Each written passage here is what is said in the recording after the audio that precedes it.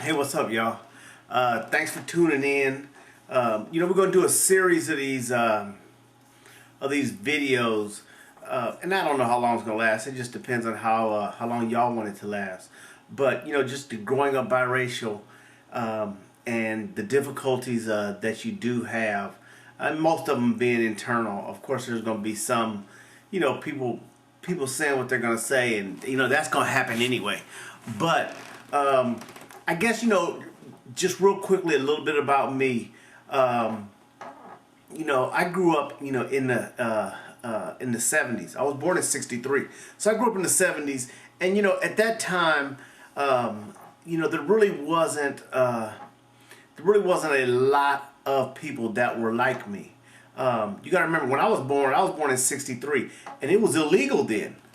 It was illegal for a black man and a white woman, or even a white woman and a black man, but just the mixing of races, it was still it was frowned upon, and it wasn't until '65 in Loving versus Maryland that people that were biracial could marry.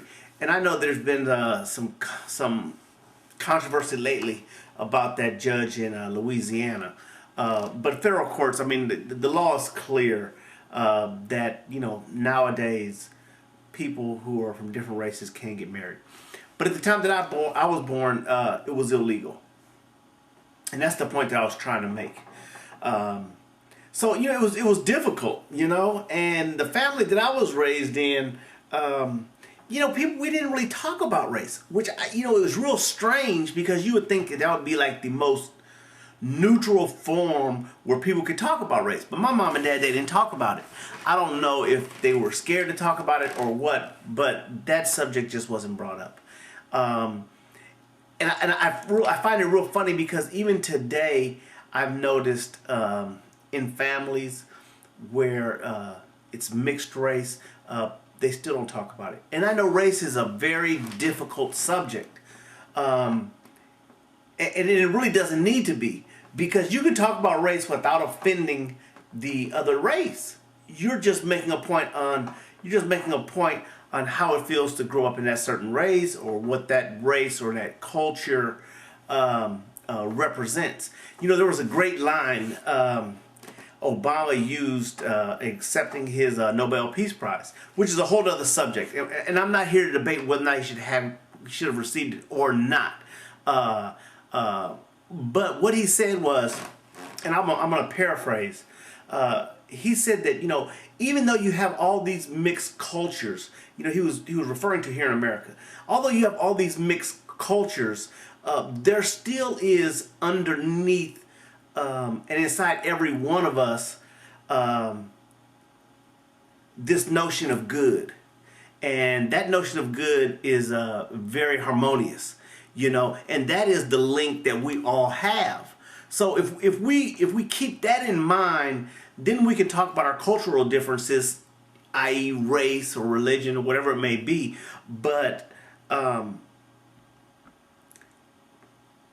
one thing, that one thread, that underlying current, or however you want to phrase it, that really links us together. And sometime, later on in the series, we'll talk about spirituality, and because that was a big part of me coming to grips and getting okay with being biracial, was that spirituality component, or that leg of it. So, discussing race, it really shouldn't be that difficult. It really, really, really shouldn't. When you come into that discussion with race with a very open heart and a very loving heart, then we can have these discussions about race. But in most families, they don't have that discussion. And in my family, they didn't have that discussion.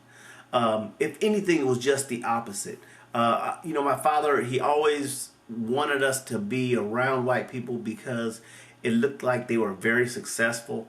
And you got to keep in mind that this was during the late '60s, early '70s, and that's who looked like they were making all the money, and that was very successful.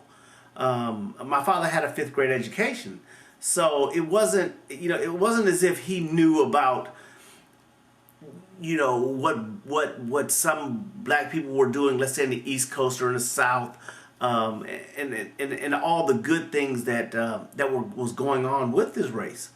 Um, he just didn't know about it, and so he couldn't pass it on to me. So, all he was trying to teach me is what he knew and what he's seen and the people that he dealt with. And in his business, he owned a paint and body shop. It was all the white boys was making the money. All the white people, they were the ones who had the money, and those were the ones that was making the money. So, he always wanted us to be like them. So I had this influence. My father was telling me, be like them, be like them, be like them. And my mom just trying to be as, it's a hard discussion for somebody white to have. She was just saying, be you. And that sounds great. The only problem is I didn't know what that meant or who I was. So I couldn't be me. I was searching, and most kids are searching at a young age. And it just wasn't clear, where I fell. And from what I was being told is I want, to be around the white people. I was part white. I had a choice. I had the best of both worlds. And, it just wasn't true. It wasn't true then, and it's not true now. But there's no way in the world it could have been true then, especially, in the 70s.